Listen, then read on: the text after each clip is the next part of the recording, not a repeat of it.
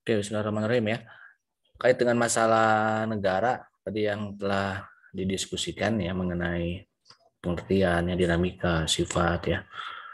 Banyak hal yang perlu dikaji, perlu digali ya. Maksud tadi kelompok yang presentasi memaparkan masalah konflik-konflik ya antar negara maupun konflik di dalam negara itu sendiri ya. Karena pada hakikatnya memang walaupun negara ini secara sistem baku ada ciri-ciri ya, ada konsep-konsep yang umum, tetapi dalam dinamikanya ya, walaupun negara ini katakanlah dia memiliki kedaulatan, memiliki hak untuk mengurus mengelola negaranya, tetapi dalam hal politik luar negeri ya, dalam hal hubungan dan hukum internasional ya, kadang-kadang setiap negara memiliki kewenangan yang beraneka ragam ya, atau yang bermacam-macam.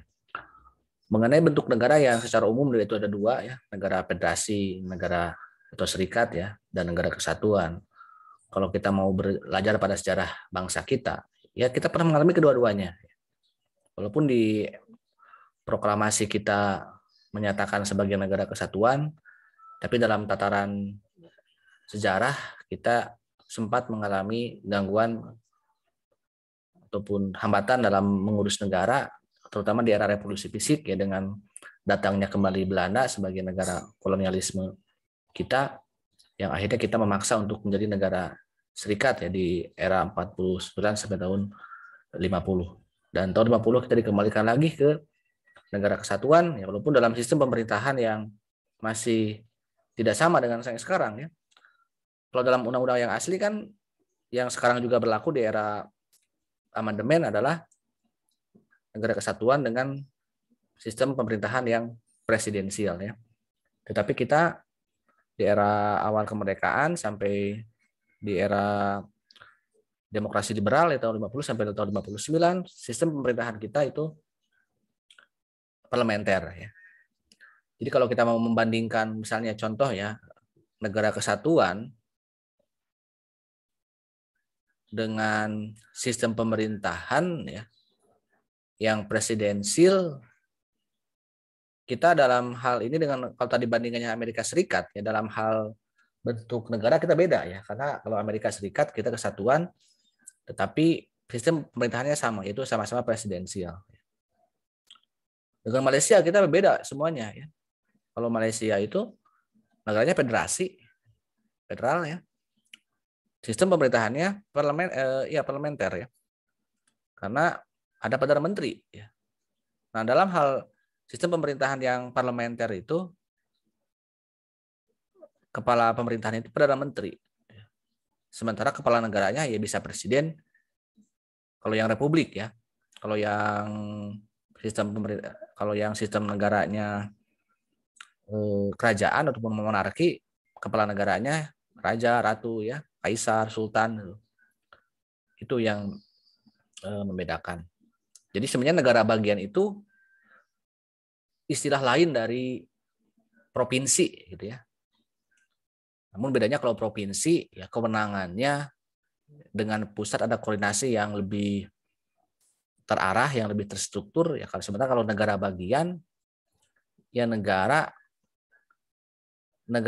ya provinsi, tetapi kewenangannya lebih penuh ya, total gitu ya. Tapi mereka masih dalam tahapan, masih dalam sistem negara induk gitu ya. Cuma pengistilahan mungkin kalau dari secara sederhana ya. Dan kewenangan yang kalau sistemnya itu provinsi, tadi ada koordinasi yang lebih terpusat ya. Kalau negara bagian,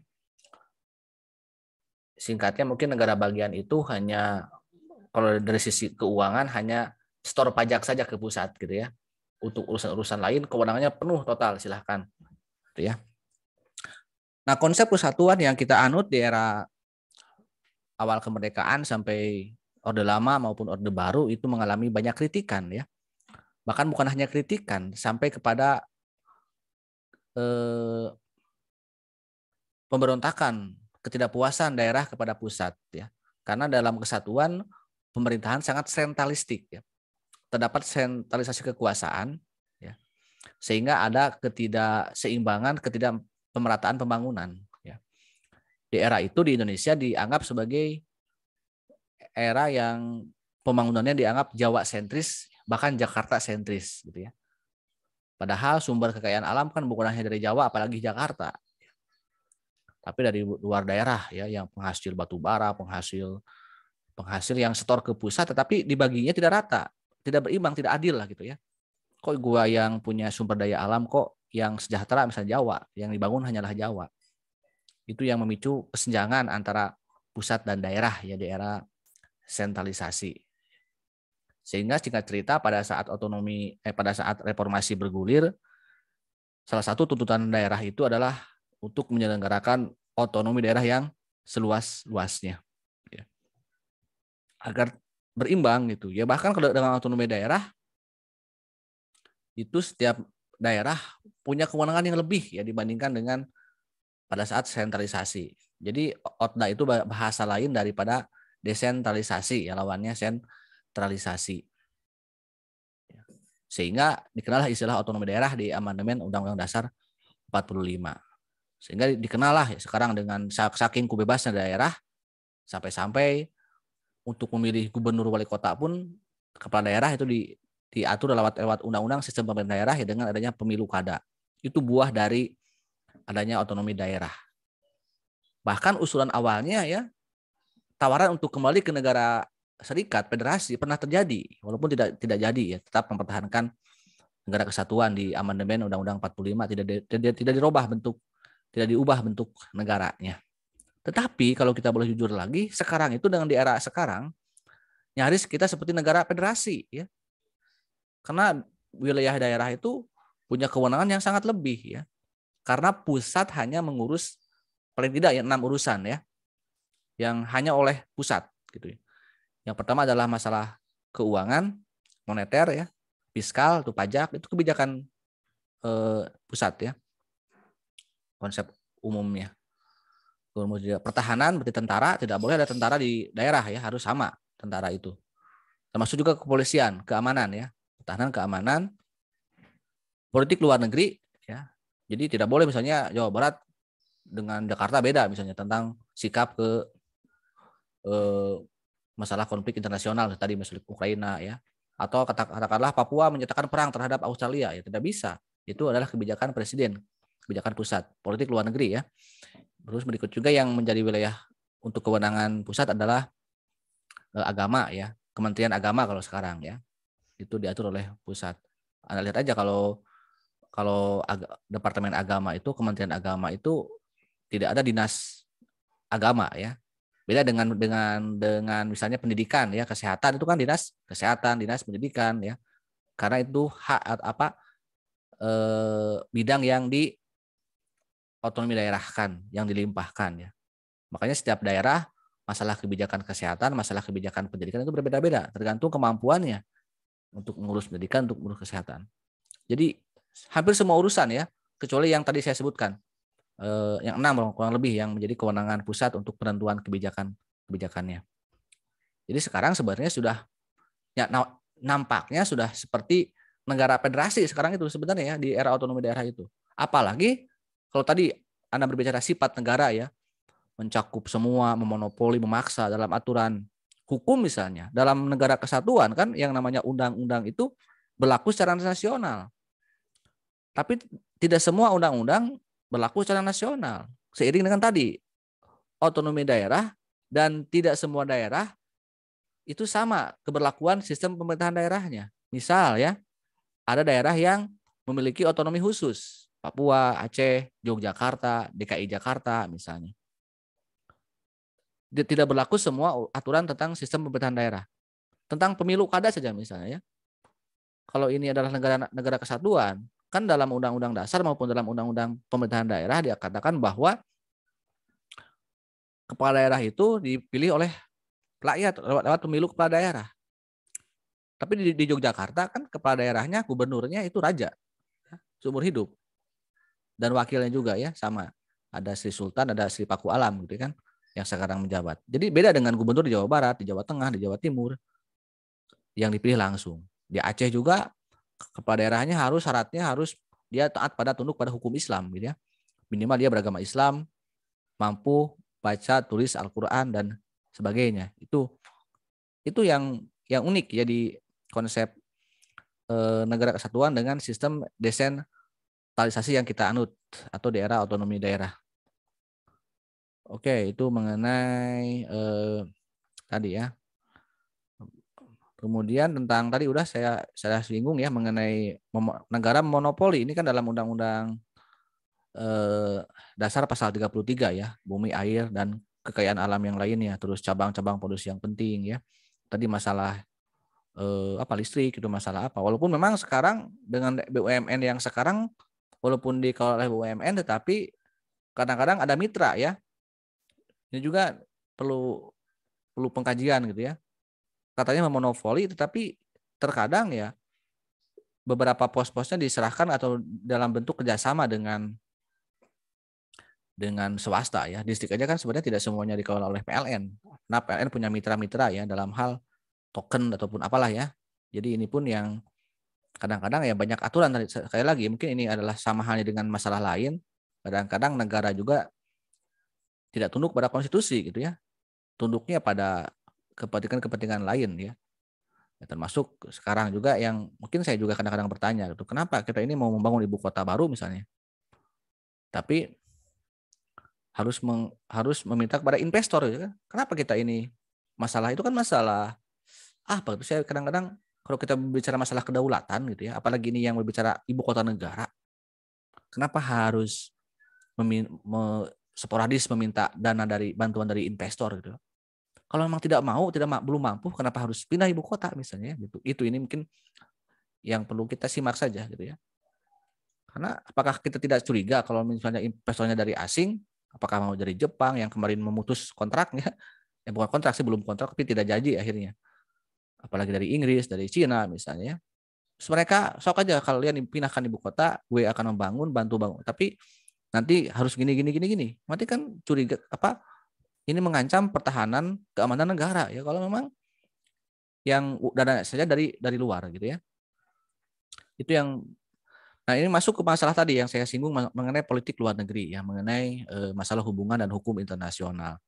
Salah satunya adalah kenapa muncul politik luar negeri, muncul hubungan internasional, ya muncul pengakuan kedaulatan ya karena ya mau tidak mau ya warisan dunia saat itu kan dengan negara yang sekarang yang kita sistemnya yang kita anut nation state ini kan tidak bisa lepas dari pengaruh perang dunia kedua, perang dingin gitu. Termasuk tadi Anda berbicara masalah perang ya. Perang ya bagian yang tak terpisahkan dari proses dinamika kehidupan bernegara. Bahkan dalam salah satu kewenangan presiden ya sebagai kepala negara itu dalam Undang-Undang Dasar dikatakan berhak menyatakan perang. Jadi yang menyatakan perang dalam sebuah negara adalah presiden ya, bukan gubernur ataupun bukan menteri pertahanan, bukan menteri Luhut ya. Tapi ya kepala negara yaitu presiden. Ya tapi ya mungkin kalau kita lihat hikmah dari balik tragedi Ukraina dan Rusia ya, betapa pentingnya kita memiliki presiden yang memiliki ya kemampuan ya memiliki kebijakan yang memang strategis yang tidak asal membuat sebuah kebijakan yang akhirnya membuat negara tersebut hancur gitu ya. Apalagi ini yang berbau perang militer, agresi militer ya. Kita mungkin tidak punya ancaman militer ya atau belum punya. Sesekali ya harus antisipasi ya. Makanya ada bela negara. Bahkan di negara-negara lain itu bela negara dalam bentuk wajib militer. Bagaimana ketika misalnya Zelensky ya presiden Ukraina yang tadi ya bermain api dengan NATO ya yang akhirnya menyinggung Rusia ketika Rusia menginvasi kan memaksa rakyat sipil untuk mengangkat senjata ya. Ya masih mending kalau rakyat sipilnya diberikan wajib militer ya. Mungkin ketika dia ada agresi militer dari luar bisa menggunakan senjata ya karena sudah punya sempat latihan ya. Kalau kita bingung gitu kan ya. Kalau nanti wajib militernya juga nggak ada tapi tidak kalah bahaya ancaman perang ekonomi juga ya. Mungkin kita ini beda dengan Ukraina ya. Dengan negara-negara di Timur Tengah. Kalau kita ancamannya bukan hanya ancaman agresi militer tapi juga hanya agresi ekonomi. Kalau di negara lain kan kedua-duanya kan. Kalau ekonomi tidak bisa diatur, maka gue ancam ya. Ya. Secara militer, gue serang misalnya. Apalagi secara politik luar negeri tadi ya. Jadi ya yang namanya ya Rusia kalau dari sisi bekas induknya Uni Soviet gitu ya, negara yang secara mungkin satu level lah dengan Amerika Serikat.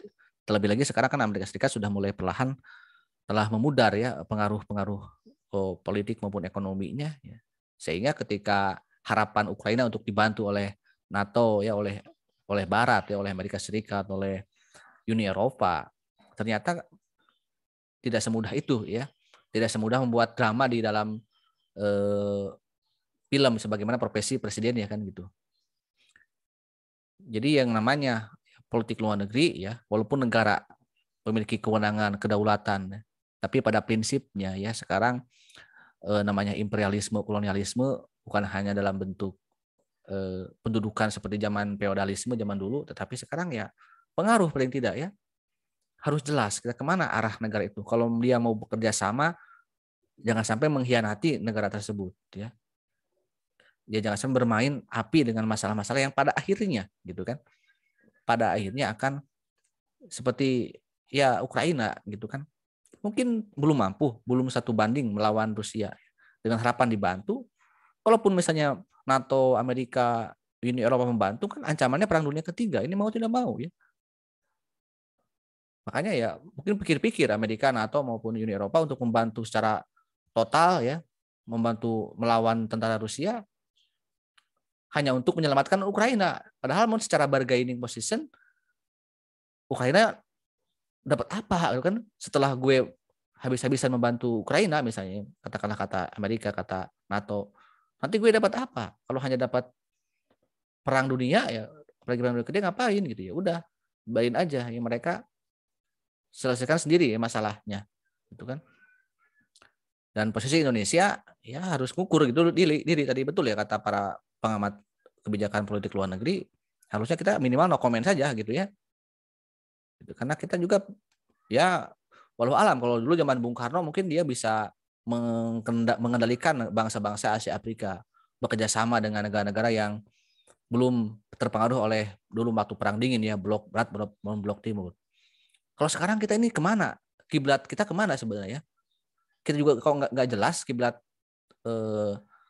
kiblat bukan kiblat sholat ya, tapi kiblat politik ideologi maupun ekonominya. Kadang-kadang kita dibantu oleh investor dari Amerika, dari Jepang, dari Cina, dari Rusia pun kan tidak sedikit banyak membantu Indonesia ya.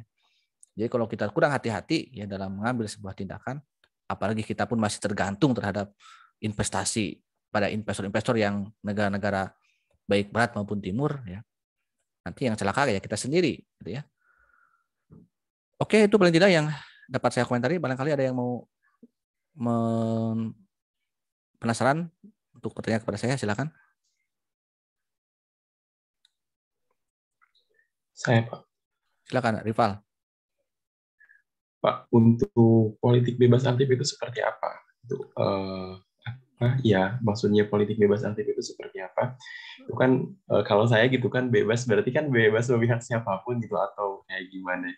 Kayak gitu sih. Terima kasih, Pak. Ya, prinsipnya ngukur diri lah ya. Itu kan hanyalah bahasa positif. Mungkin seperti halnya kita ini, sebenarnya kita ini pilihan ekonomi kita ini kemana sih gitu? Dalam ekonomi Pancasila, apakah sosialis ya? Apakah ekonomi liberal kapital misalnya? Akhirnya kita memilih jalan tengah ya. Tapi ketika oke lah di tahun 50-an ya, tahun 55, tahun awal-awal sebelum Orde Lama, kita memilih politik luar negeri yang bebas aktif ya. Menggalang kekuatan ketika ini kan imbas dari adanya perang dingin ya. Perang nuklir. Tidak sampai terjadi perang seperti Perang Dunia Kedua, tetapi Uni Soviet maupun Amerika Serikat selain punya pengaruh ekonomi ya dengan tawaran ekonomi yang berbeda ya, sosialis dan PS kapitalis gitu, juga sama-sama memiliki kekuatan militer yang kuat, ya, terutama senjata nuklir.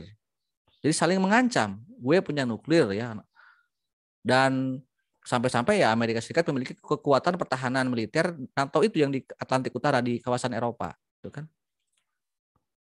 Di sisi lain mungkin beberapa negara juga tidak ada yang tidak terkontaminasi oleh NATO oleh Barat karena dulu kuat dukungan terhadap Uni Soviet ya, yang sekarang menjadi Rusia dan terpecah belah gitu. Oke, berhasil kita dalam hal menggalang ketika konferensi Asia Afrika, bahkan menggalang konferensi gerakan non-blok ya. Ketika yang lain mah ada yang berpihak ke blok barat, blok timur, kita GNB misalnya. Tetapi pada faktanya coba Anda lihat ya, ternyata Soekarno pun pada saat Orde Lama kan keluar dari PBB ya.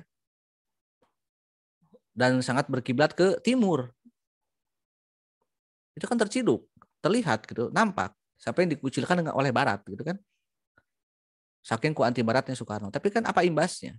Hancur ekonomi kita kan saat itu.